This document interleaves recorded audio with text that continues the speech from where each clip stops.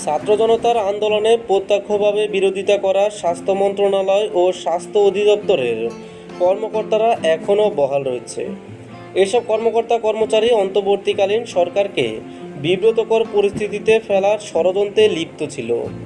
এমন অভিযোগ এনে দ্রুত আওয়ামী লীগপন্থী কর্মকর্তাদের নিয়োগে বাতিল চান জাতীয় সংগঠন ন্যাশনাল ডক্টরস ফোরাম।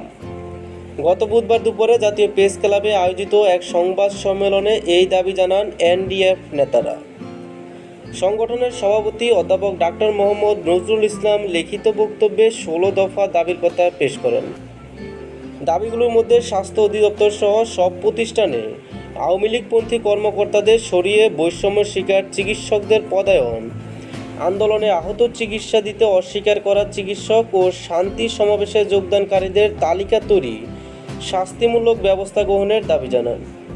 এছাড়া আন্দোলনে অংশগ্রহণকারী চিকিৎসকদের হয়রানিমূলক বদলির আদেশ বাতিলের দাবিও জানান। সংগঠনটির নেতারা জানিয়েছে, স্বাস্থ্য মন্ত্রণালয় ও অধিদপ্তরে পতিত আওয়ামী লীগপন্থী কর্মকর্তাদের এখনও রাজত্ব বহাল রয়েছে।